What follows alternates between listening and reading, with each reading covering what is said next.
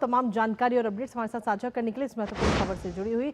और इसी के साथ चलिए अब अगली महत्वपूर्ण खबर का रुख कर लेते हैं। अंतर्राष्ट्रीय जगत से जुड़ी हुई अगली महत्वपूर्ण खबर, जहां अमेरिकी राष्ट्रपति डोनाल्ड ट्रंप के गाजा पीस प्लान को यूएन की मंजूरी यानी कि ग्रीन फ्लाई इस वक्त मिल चुकी है। जी हां, डोनाल्ड ट्रंप के गाजा पीस प्लान वाले प्रस्ताव को यूएन सिक्योरिटी काउंसिल यानी संयुक्त राष्ट्र सुरक्षा परिषद ने पास कर दिया है, हरी झंडी दे दी है। यूएन प्रस्ताव में राष्ट्रपति डोनाल्ड ट्रंप की गाजा युद्ध खत्म करने की जो योजना है उसका समर्थन भी किया गया और साथ ही फिलिस्तीनी इलाके के लिए एक अंतर्राष्ट्रीय स्थिरीकरण बल तैनात करने की भी अनुमति दी गई है। हालांकि यूएन के इस एक्शन पर हमास को काफी ऐतराज भी है और हमास ने इस गाजा पीस प्लान वाले प्रस्ताव को सिरे से खारिज कर दिया है। दरअसल हमास का कहना है कि वो फिलिस्तीनियों के अधिकारों और मांगों को पूरा नहीं करता और गाजा पर अंतर्राष्ट्रीय नियंत्रण थोपने की कोशिश करता है। यही कारण है कि इसका फिलिस्तीनी लोग और प्रतिरोध गुट विरोध कर रहे हैं। जानेंगे लेटेस्ट अपडेट अपने संवाददाताओं से। उससे पहले आपको दिखाते हैं पीस प्लान पर यूएन की मोहर। तो जी हां, गाजा पीस प्लान को इस वक्त ग्रीन सिग्नल मिल चुका है और यूएन की तरफ से मोहर लग चुकी है। यूएन ने ट्रंप की पीस प्लान को पूरी तरह से समय मंजूरी दे दी है। इसके साथ ही आपको बता दें कि इस प्रस्ताव को कुल मिलाकर अभी तक 13 देशों का भी समर्थन इस प्रस्ताव को मिल चुका है। साथ ही चीन, रूस ने भी वोटिंग में, अगर हम देखें तो रूस ने हिस्सा ही नहीं लिया है इस वोटिंग में और ऐसे में ट्रंप के पीस प्लान को मंजूरी जरूर मिल चुकी है। 20 सूत्रीय प्लान में कई सारे प्रमुख मुद्दों का भी जिक्र इसमें किया गया है। गाजा में संघर्ष विराम लागू करने पर सीधे तौर पर फोकस इस प्रस्ताव के अंदर है और साथ ही भविष्य में, फ्यूचर में फिलिस्तीन राज्य का भी जिक्र इस प्रस्ताव में किया गया है। इसके साथ ही अगर कुल मिलाकर हम देखें तो इस प्रस्ताव में क्या कुछ कहा गया है, एक बार उस पर भी नजर डाल लेते हैं, क्योंकि इस प्रस्ताव की जब हम बात करते हैं उसमें साफ तौर पर कहा गया कि गाजा में आईएसएफ की तैनाती की जाएगी। इजराइल, मिस्र, फिलिस्तीनी सेना मिलकर काम करेगी। इसमें सुरक्षा और सीमा पर नियंत्रण सुनिश्चित किया जाएगा। इसके साथ ही उग्रवादियों को हथियार डालने पर भी मजबूर करना है। इसमें यह भी इस प्रस्ताव में इंक्लूड इसमें किया गया है, शामिल किया गया है। मानवीय सहायता की निरंतर आपूर्ति भी जारी रहेगी, ये बात भी कही गई। इसके साथ ही ये तो बात रही गाजा की, लेकिन इसके साथ ही बोर्ड ऑफ पीस का भी गठन किया गया है।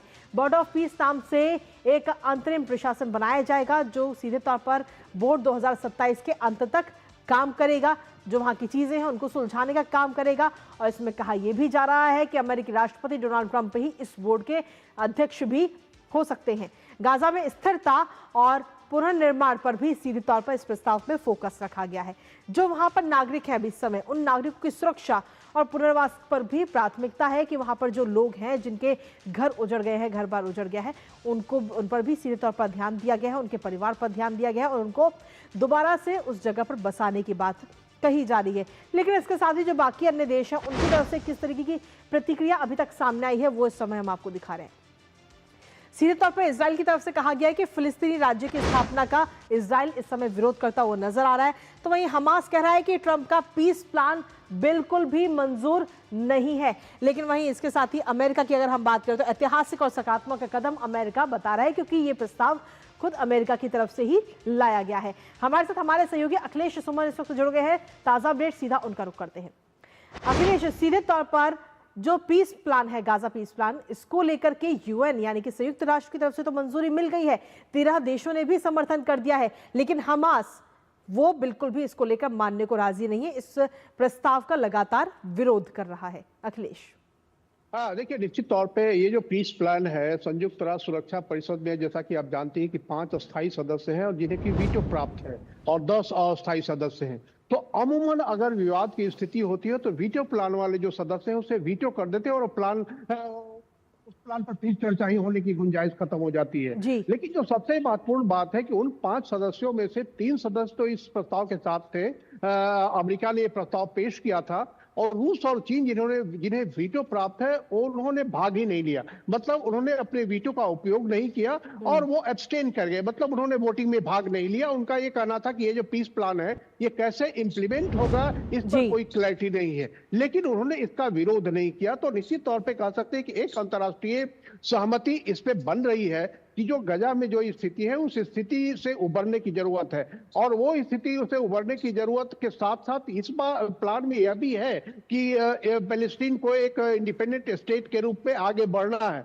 अभी तक ये लग रहा था कि नेतन्याहू इसका समर्थन नहीं करेंगे, लेकिन अभी थोड़ी देर पहले नेतन्याहू के ऑफिस से एक बयान आया है कि नेतन्याहू इस पीस प्लान का समर्थन कर रहे हैं। उन्हें विश्वास है कि इस प्लान से इस इलाके में और खास करके गजा में जो स्थिति है उस स्थिति से निपटने में और अब्राहम एकॉर्ड को लागू करने में सफलता मिलेगी। तो यह कह सकते हैं कि एक बहुत बड़ी सफलता है, क्योंकि अमूमन यह माना जाता है कि अगर नेतन्याहू कुछ अपना पांव अड़ाते हैं, वो इसमें कुछ व्यवधान डालते हैं तो निश्चित तौर पे एक मुसीबत खड़ी हो जाएगी। लेकिन नेतन्याहू ने भी अब इसका समर्थन कर दिया।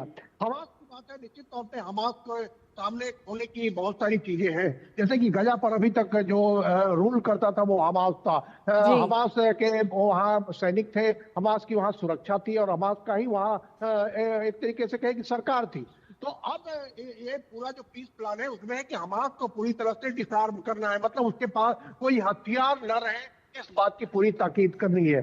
उसमें जो दो बनाए गए हैं, बोर्ड ऑफ पीस और एक इंटरनेशनल स्टेबलाइजेशन फोर्स, उस स्टेबलाइजेशन फोर्स का काम होगा डिसआर्मामेंट जो हमास का है और अन्य जो आतंकी ग्रुप है, मिलिटेंट ग्रुप है, वो सारे ग्रुपों को डिसआर्मामेंट करना। और उसके बाद वो लोग गजा के बाद के एडमिनिस्ट्रेशन में, गजा के बाद के राजनीति में भाग लेने पर कोई मनाही नहीं है, लेकिन हथियार के बल पे नहीं, हथियार के बल पे नहीं। तो अभी तक जितने देशों की प्रतिक्रिया आई है उन सारी प्रतिक्रियाओं में है कि सबने इसका स्वागत किया है और जिस तरह की क्लिष्ट स्थिति थी उस क्लिष्ट स्थिति से बाहर निकलने के लिए एक न एक प्रयास होना था। और जैसा कि लोगों का कहना था कि अगर केवल ट्रंप का प्लान रहेगा तो ये सफल नहीं हो पाएगा, और इसीलिए यूएन के सिक्योरिटी काउंसिल में उन्होंने प्रस्ताव डाला, अमेरिका ने ये प्रस्ताव पेश किया और इस प्रस्ताव को मंजूरी मिली है। तो निश्चित तौर पर यह एक अंतर्राष्ट्रीय सहमति वाला प्लान हो गया है, संयुक्त राष्ट्र का प्लान हो गया है। और इस संयुक्त राष्ट्र के प्लान में बोर्ड ऑफ पीस में कई अन्य देश शामिल हो सकते हैं, जैसे टोनी ब्लेयर को इसके सदस्य के रूप में, बोर्ड ऑफ पीस के सदस्य के रूप में शामिल है। कुछ अन्य अंतर्राष्ट्रीय हस्तियां रहेंगी जो वहां पूरे पीस की स्थिति को ध्यान रखेंगी। तो अभी तक की जो प्रतिक्रियाएं हैं वो प्रतिक्रियाएं काफी सकारात्मक है और यह इस बात की संभावना है कि आगे आने वाले दिनों में हमास भी किसी न किसी तरीके से इसमें शामिल होने की राजनीति में, मुख्य धारा की राजनीति में, वहां की गजा की मुख्य धारा की राजनीति में, और यहाँ तक कि रिकंस्ट्रक्शन का जो वर्क है, काफी बड़ा काम है वहाँ रिकंस्ट्रक्शन का, जिसको कि वर्ल्ड बैंक ट्रस्ट फंड से फंडिंग किया जाएगा, उसमें बहुत बड़ा काम है। और वहाँ जितने मकान ध्वस्त हुए हैं, सारा जो इंफ्रास्ट्रक्चर वहाँ का खत्म हुआ है, सारे इंफ्रास्ट्रक्चर को फिर से बनाने में काफी अंतर्राष्ट्रीय संसाधन की जरूरत होगी। कई अंतर्राष्ट्रीय जो इंजीनियर हैं, कई अंतर्राष्ट्रीय काम करने वाले लोग हैं, ठेकेदार हैं। बिल्कुल अखिलेश, क्योंकि सीधे तौर पर देखें तो जिन लोगों को, जो आम नागरिक है, जिन्हें सबसे ज्यादा नुकसान हुआ है इस संघर्ष का, उनको वापस उस जगह पर बसाना एक इस पर सीधे तौर पर फोकस भी है और एक बड़ी चुनौती के तौर पर भी इसे देखा जा रहा है। फिलहाल बहुत बहुत शुक्रिया अखिलेश, तमाम जानकारी और अपडेट्स हमारे साथ साझा करने के लिए, इस महत्वपूर्ण खबर से जुड़े हुए। और इसी